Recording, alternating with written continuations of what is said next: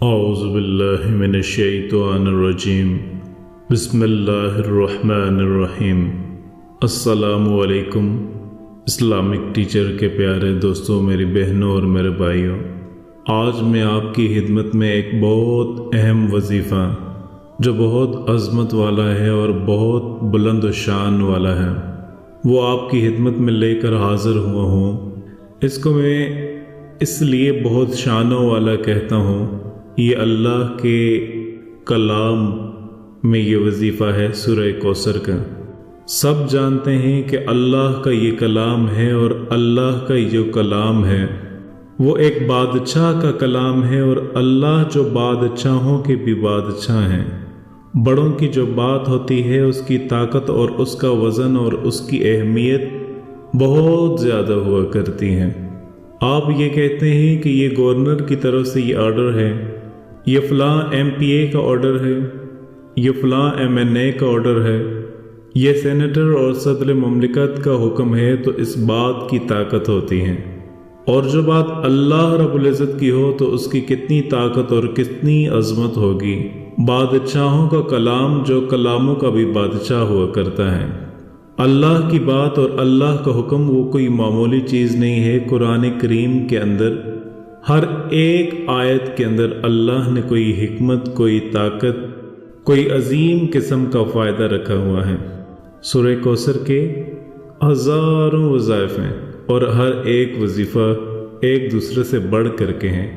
آج جو وظیفہ میں آپ کو بتانے جا رہا ہوں، آپ کا بڑے سے بڑا کام اگر کوئی رکا ہوا ہے، کسی سخت تکلیف میں ہے، کسی سخت پریشانی میں ہے، وہ چاہے رزق کے معاملے میں ہو، کاروبار کے معاملے میں ہو، جاب کے متعلق ہو، اولاد کے متعلق ہو، یعنی کسی بھی قسم کا مشکل سے مشکل مرحلہ ہو، آپ یہ وظیفہ جو ترتیب میں آپ کو بتاؤں گا اس ترتیب کو اچھی طرح سمجھ لیں۔ کوئی مشکل نہیں ہے، آسان ہے۔ شرط یہ ہے کہ مکمل یقین اور اعتماد کے ساتھ اور اللہ کی رحمت سے مایوس نہ ہونا۔ اس شرط کے ساتھ اللہ سے مانگنا ہے اور یہ وظیفہ کرنا ہے۔ آپ اللہ کی رحمت سے مایوس نہ ہوں اور اس کے ساتھ یہ وظیفہ کریں۔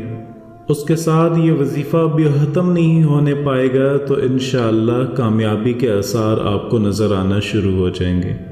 اور وظیفہ مکمل کرنے کے بعد جیسے ہی ہاتھ اٹھا کر اللہ کی بارگاہ میں دعا مانگیں گے، آپ کا دل گواہی دے گا، دل اس بات کی شہادت دے گا کہ میرا کنیکشن اب اللہ کے ساتھ مل چکا ہے، میرا جو رابطہ ہے وہ اللہ کے ساتھ ہو چکا ہے، اور میں اللہ سے عالم کلام ہو رہا ہوں، اور اللہ رب العزت آپ کے اس معاملے کو حل کر دیں گے۔ وہ معاملہ میں نے پہلے بھی بتایا، کسی بھی قسم کا ہو، کسی مشکل میں آپ پھنس گئے ہوں، آپ نے یہ وظیفہ 24 گھنٹوں میں جس وقت کرنا چاہیں کر سکتے ہیں۔ لیکن اگر آپ رات کو نماز عشاء کے بعد اگر آپ کریں تو صبح ہونے تک آپ کی جتنی بھی مشکلات ہیں اللہ آپ کی ساری مشکلات کو حل کر دیں گے۔ اگر آپ صبح کے وقت کر لیں، جیسے صبح آپ اٹھتے ہیں، صبح کے وقت آپ نے کر لیا تو رات تک انشاءاللہ آپ کی جتنی بھی مشکلات ہیں اللہ پاک اس میں آسانیاں پیدا فرما دیں گے۔ آپ نے کرنا یہ ہے کہ صبح کے وقت اگر آپ کرنا چاہیں یا رات کے وقت کرنا چاہیں، صرف 50 مرتبہ آپ نے سورہ کوثر پڑھنی ہے، باوضو پڑھنی ہے۔ اگر بغیر وضو کے بھی آپ پڑھنا چاہیں تو آپ کر سکتے ہیں، لیکن آپ نے یہ وظیفہ باوضو کرنا ہے۔ آپ 50 مرتبہ قرآن پڑھیں گے، یہ سورہ کوثر پڑھیں گے۔ یہ سورہ کوثر، اس میں حوض کوثر کا ذکر ہے، آپ صلی اللہ علیہ وسلم کا بہت بڑا اعزاز ہے۔ آپ صلی اللہ علیہ وسلم کو بھی خوشی پہنچے گی، اللہ بھی خوش ہویں گے، اور جب اللہ خوش ہوں گے، اللہ کا رسول خوش ہوگا، آپ کا بڑے سے بڑا مسئلہ بھی حل ہو جائے گا۔ آپ نے 50 مرتبہ اس سورت کو پڑھ کے اس کے اول آخر 3 مرتبہ آپ نے درود ابراہیمی پڑھنا ہے، اور اس کے بعد آپ نے اللہ کی بارگاہ میں اپنی جو بھی مشکل ہے، جو پریشانی ہے، وہ ذہن میں رکھ کے اللہ سے دعا مانگنی ہے۔ اور دعا مانگنی ہے اور اس انداز میں مانگنا ہے کہ آپ نے اللہ کی رحمت سے مایوس نہیں ہونا۔ جو اللہ کی رحمت سے مایوس ہوتے ہیں وہ شرک کرتے ہیں۔ ہمیں مشکلات میں بھی اللہ کی رحمت سے مایوس نہیں ہونا چاہیے، ہمیں تو مشکلات اور بھی زیادہ اللہ کی طرف اس کا دھیان جانا چاہیے۔ انسان بس ہر حال میں اللہ ہی سے اس کو مانگنا چاہیے، اور وہی ایک اللہ ہے جو اس کی پکار کو سنتا ہے۔ اس کے علاوہ کوئی چیز نہیں، نہ پیغمبر، نہ اولیاء، نہ ولی، کوئی چیز نہیں جو انسان کی پکار کو سنتے ہیں۔ صرف ایک اللہ ہی کی ذات ہے جو ساری دنیا، ساری کی ساری مخلوق اپنی اپنی بولیوں میں، اور جو زبان سے نہیں بول سکتے، اشاروں میں بھی اگر وہ کوئی بات کرتے ہیں، ان کے دلوں میں بھی جو خیال آتا ہے وہ انسان کو بعد میں آتا ہے، پہلے اللہ کو معلوم ہو جاتا ہے۔ پیغمبر، بزرگ، یہ سب اس کے گھر کے فقیر ہیں۔ پیغمبروں پر بھی جب کوئی مشکل آئی، پریشانی آئی، تو انہوں نے بھی اللہ سے مانگا، وہ کبھی مایوس نہیں ہوئے، کبھی انہوں نے ہمت نہیں ہاری۔ آپ یہ چیز انبیاء سے سیکھیں۔ سب سے جو مشکل صورتحال ہے، اس سے زیادہ مشکل صورتحال نہیں ہو سکتی، مایوسی کی سچویشن اس سے زیادہ نہیں ہو سکتی کہ مچھلی اور مچھلی کے پیٹ میں اندھیرا، پھر سمندر کی گہرائی کا اندھیرا، اور پھر سمندر کے نیچے جو ہے وہ آپ دیکھ لیں اس کا اندھیرا۔ یہ کون تھے؟ یہ نبی حضرت یونس علیہ السلام۔ آپ دیکھیں کہ بندہ اگر کمرے میں بند ہو جائے، کھٹکھٹاتا رہے گا تو چلو کبھی نہ کبھی تو کوئی پاس سے گزرنے والا اس کی طرف متوجہ تو ہوگا نا، کبھی تو کوئی آواز سنے گا۔ آپ یہ بتائیں کہ مچھلی کے پیٹ میں کوئی بندہ، اور مچھلی سمندروں کی گہرائی میں ہے، وہاں کون آواز سنے گا؟ کوئی سنے گا، کوئی سننے والا ہے، صرف کون سن رہا ہے؟ اللہ۔ تو انہوں نے اس مایوسی میں بھی کس کو پکارا؟ اللہ کو پکارا۔ اللہ، میں ظالم ہوں، مجھ سے غلطی ہوئی ہے، تو پاک ہے، تو مجھے معاف کر دے۔ لیکن انہوں نے گیو اپ نہیں کیا، مایوس نہیں ہوئے۔ ابلیس کی طرح کامیاب بندہ کبھی مایوس نہیں ہوتا، چاہے حالات کیسے مرضی ہوں، کیونکہ اسے معلوم ہے میں کس کی عبادت کرتا ہوں، جس کے ہاتھ میں ہر چیز ہے۔ اللہ کہتے ہیں کہ دنیا میں کوئی پتا بھی نہیں گرتا، اس کا بھی اللہ کو خبر ہوتی ہے۔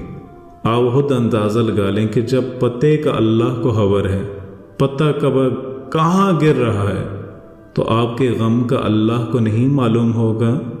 آپ کی مشکل کا اللہ کو نہیں معلوم ہوگا؟ ضرور معلوم ہوگا۔ یہاں آپ دیکھیں کہ کچھ لوگ تب گیو اپ کر دیتے ہیں جب بالکل کامیابیوں کے قریب ہوتا ہے، بالکل کامیابیوں کے قریب ہوتے ہیں تب گیو اپ کر دیتے ہیں۔ ایسا ہمیں نہیں بننا، ہمیں چلتے رہنا ہے، اللہ کی رحمت سے مایوس نہیں ہونا، مشکلات کا مقابلہ کرتے رہنا ہے، کھڑے ہونا ہے، چیلنجز کو فیس کرنا ہے۔ اب یہ آیت، اس میں اللہ پاک قرآن کریم میں انسان کی نیچر بتاتے ہیں، نفسیات بتاتے ہیں۔ اللہ کہتے ہیں انسان جو ہے جب اس کو اچائی پہنچے تو بڑا خوش ہوتا ہے، لیکن جب جیسے ہی اسے کوئی شر چھو لے، کوئی مشکل آ جائے تو اسی وقت مایوس ہو جاتا ہے، گیو اپ کر دیتا ہے کہ میری زندگی برباد ہوگی، میرے ساتھ یہ کیوں ہوا، میں نے تو کچھ کیا ہی نہیں۔ بھائی انبیاء نے کیا کیا تھا؟ بات یہ نہیں ہوتی قصوروار، بات یہ ہوتی ہے کہ اللہ جس سے جتنی محبت کرتا ہے اس کا اتنا امتحان لیتے ہیں۔ اس لیے یہ چیز مایوس ہونے والی نہیں ہے، یہ خوشخبریاں ہیں۔ صحابہ کرام پر جب مشکلیں آتی تھیں پریشان ہو جاتے تھے کہیں اللہ تو نہیں ناراض، اور جب ہم پر مشکل آتی ہیں ہم کیا کرتے ہیں؟ جب تھوڑی سی مشکل آئی اسی وقت ہمت ہار کے بیٹھ جاتے ہیں، اللہ سے شکایت، اللہ سے شکوے شروع، اور اللہ سے ناراضگیاں شروع، نمازیں بھی کم کرنا شروع کر دیں۔ جبکہ سورہ انبیاء میں اللہ انبیاء کی کوالٹی بتاتے ہیں، یہ بھی سکسیسفل لوگوں کی کوالٹی ہے کہ جب ان پر مشکل آتی ہے وہ مزید پکے ہو جاتے ہیں، عبادات کرنے میں مشغول ہو جاتے ہیں۔ یہ ہیں سکسیسفل لوگ۔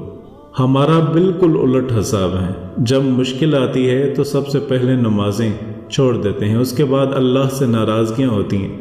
ایک ہوتا ہے ایکٹیو شکوہ، ایکٹیو شکوہ یہ ہے کہ منہ سے یہ کہنا کہ بس اللہ نے میرے ساتھ یہ کر دیا، ایک خاموشی میں شکوہ ہے۔ وہ چھپا ہوا شکوہ ہے، وہ کیا ہے؟ گناہ کرنا اور سوچنا کہ میں اللہ کو یہ گناہ کر کے اللہ سے مقابلہ کر رہا ہوں۔ انسان ایسے کر سکتا ہے؟ بہرحال ہم سے بڑی کوتاہیاں ہوتی ہیں، ناشکریاں ہوتی ہیں۔ یہ چیز ناکام لوگوں کی ناکامی ہے۔ مشکلات سے سخت مقابلہ کریں، اللہ کی رحمت سے کبھی مایوس نہ ہوں، ہر وقت اللہ سے مانگیں۔ اللہ کہتے ہیں کہ کون ہے جو بنجر زمین کو اس میں سبزہ دیتا ہے؟ کیسے دیتا ہے؟ بارش برسا کے۔ بنجر زمین، کیا اللہ آپ کی وہ چیزیں جو بالکل ختم ہوتی ہوئی نظر آ رہی ہیں، کیا اللہ ان کو دوبارہ زندگی نہیں دے سکتا؟ دے سکتا ہے، ادھر جانے کی ضرورت ہے، اس سے مدد مانگنے کی ضرورت ہے۔ اللہ پاک آپ کو اور مجھے اسلام پر عمل کرنے کی اور اس پر زندگی گزارنے کی توفیق عطا فرمائے، آمین۔